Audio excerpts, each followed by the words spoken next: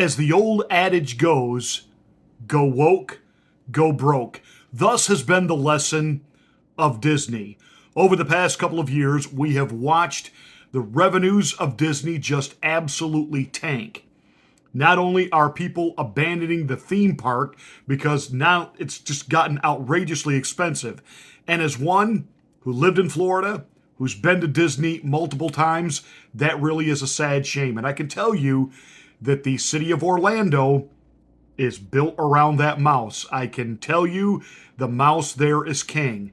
But when they decided to get involved in the politics of Florida, that was the beginning of the end for the Magic Kingdom. And then, of course, their woke messaging within the content of the movies and what they're putting out there for kids to watch on Disney TV. And parents have said, that's enough. So Bob Chapek is out. Bob Iger is back. So what about Bob? What is he going to do differently? Here's a virtual question. Many cast members had wished that Disney stayed out of politics. Will Disney stay out of making political statements? I think there's a misperception here about what politics is.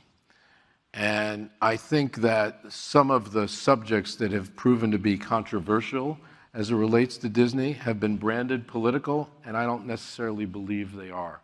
I don't think when you are telling stories and attempting to be a good citizen of the world that that's political.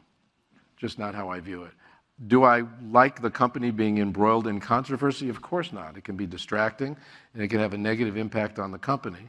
And to the extent that I can work to kind of quiet things down, I'm going to do that. But I think it's important to put in perspective what some of these subjects are and not just simply brand them political. So Bob Iger doing a town hall on Twitter with Disney employees, basically saying, we're not going to lift our freeze on hiring right now. We're not going to be acquiring any new properties or projects. That's code for we're hemorrhaging money and we've got to stop. The movie franchises they have taken over, they have ruined. They've ruined the Star Trek movie series because, again, they had to go woke and we had to have all females become the big heroes of the plot line, and all of the male characters had to be, either the villains or completely inept. And there are even some cast members lamenting that there wasn't a gay kissing scene in the Star Trek or Star Wars movie, the last one that they made, but we all know how well that worked out, doing a same-sex relationship in the Buzz Lightyear movie, which tanked at the box office. And now tanking at the box office is Strange World, which is a story about explorers on a journey to save a mysterious land from losing their vital energy source. So we're political, we're woke, we are cramming things at kids, especially on Disney TV, like drag queens reading stories to children, grooming them, indoctrinating them, and don't let these people tell you that there's anything but that. These transgressives, and that's exactly what they are grooming children. We are taking something like sex and we are making it at the level that it is just a toy. It is just something to do. You can do it whenever, with whoever, for whatever. And that is opening the door not only to what we would call alternative lifestyles, but it is really opening the door to the perversion of pedophilia, which at some point will be rolled out to us as it's normal. They can't help it. And in the right environment with the right people, it could actually be very beneficial to children. I promise you, the psychobabble world will come out with that. And at the forefront of all of this, Disney. And they're tanking. And they should tank. Walt Disney himself would be rolling over in his grave right now. So Bob Iger is brought back and basically going to say, I don't think everything we did was political, but we need to just quiet things down. Quiet things down. You think? Go back to making Mickey Mouse and Donald Duck movies. Go back to making stuff people want to watch. I was just reading some reviews online, not from movie critics, but just from parents, people who went to see Strange World. One mom said, "What a snooze fest." And this is after taking my kids to the movie theater where they're all sugared up on everything from the concession stand and they still fell asleep to it. Can't you just go back to making family-friendly stuff that parents like? That makes us want to go out and buy into the merchandise, buy the toys, buy the movie, bring it home, watch it over and over and over again? But in some leaked video footage of Zoom calls between Disney employees, the cat's out of the bag. They have already said that they are on an agenda now that we're going to start seeing trans characters and LGBTQ friendly plot lines and storylines, that we've got to get the next generation ready. But it's not about grooming. There's nothing to do with that. We have a famous clothing line that took pictures of children. And they didn't undress the children, but all of the children holding teddy bears. The teddy bears are in S&M bondage leather strap regalia. I mean, at best, it's soft kiddie porn, which makes it its worst. It's the sexualization of children.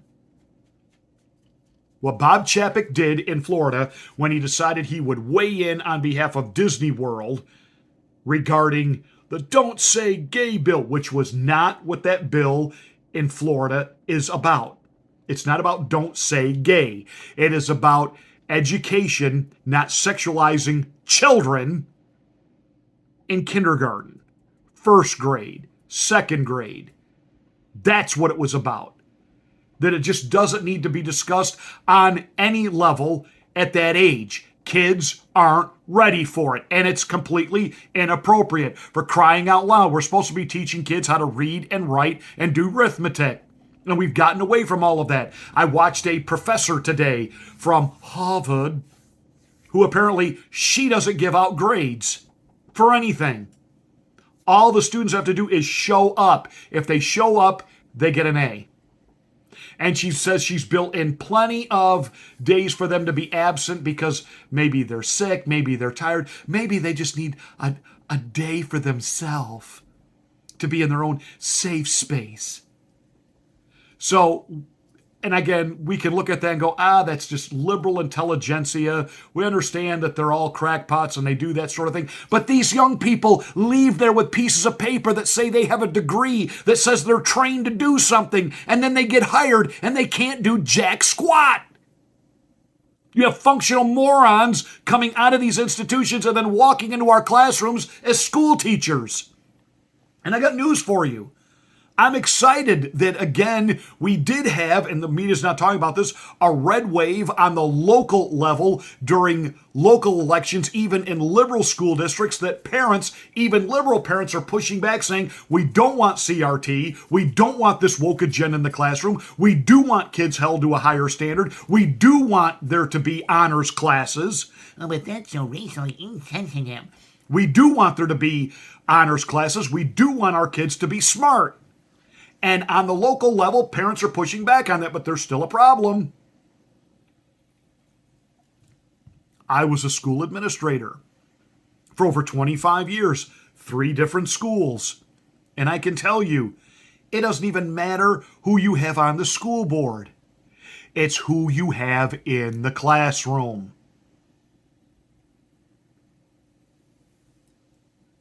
Our school board members, even if you vote on a bunch of conservatives or moderate Democrats or middle-of-the-road libertarians, are any of those school board members actually present during the interviews of the hiring of teachers?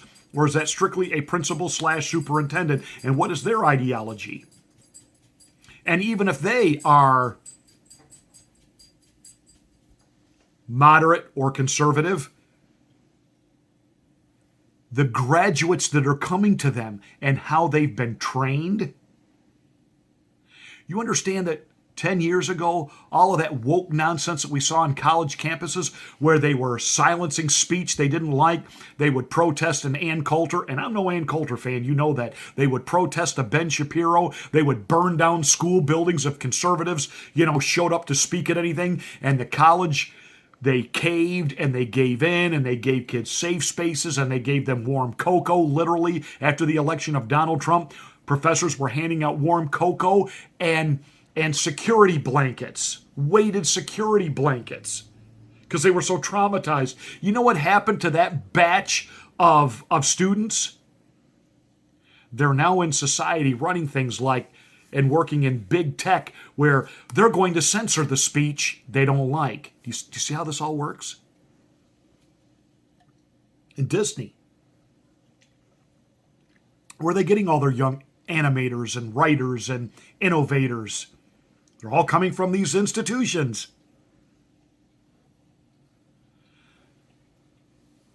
But corporations do understand their bottom line, and Disney certainly does understand they are losing money, and they need to keep losing money. Pull your Disney subscription. The Disney that they're shoving at your kids, your grandkids now, is not the Disney that you and I grew up with.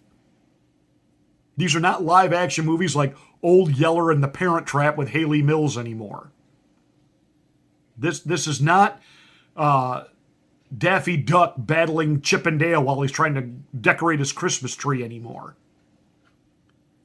They are hell-bent on an agenda to groom and recruit kids and sexualize them for not just perversion, but literally the complete dismantling and destabilization of the entire nuclear family, the traditional way of life. The very thing that Disney actually